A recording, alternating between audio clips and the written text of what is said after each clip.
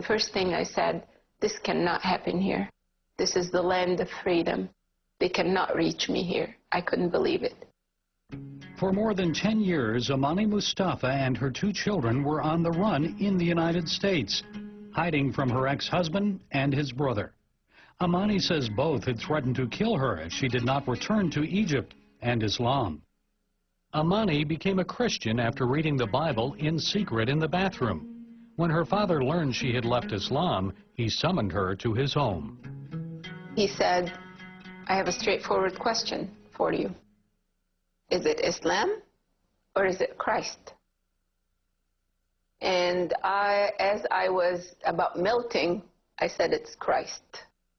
And at this point, he got up to hit me, and he said that he's going to do this and that, and he was very threatening, and he's going to tie me to his car and make me an example to the city.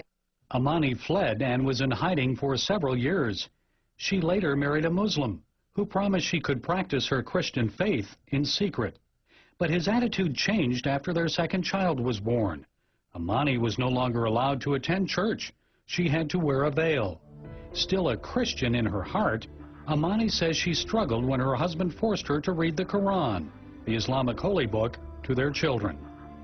I felt like I'm feeding my children poison. And that was the hardest thing. To know the truth and not be able to speak it.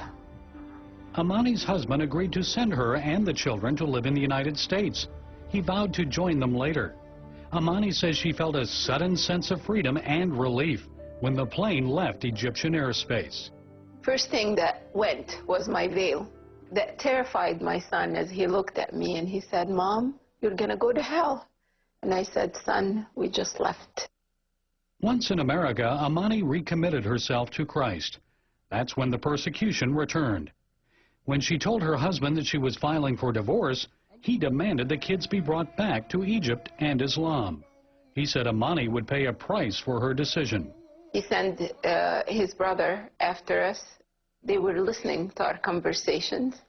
For myself and my family, my mom also. And there were people surveilling us. And, you know, I didn't know that this could even happen. Amani and her children fled to another state where her husband could not find them. Today, more than 10 years later, the threats have disappeared. She's no longer in hiding. Amani has moved forward publicly with her life. She feels called to serve in various ministries, reaching out to women facing Islamic oppression. She's a host of a new women's television show that is broadcast throughout the Middle East. Amani and her co-hosts, all former Muslims, talk about their experiences with Islam.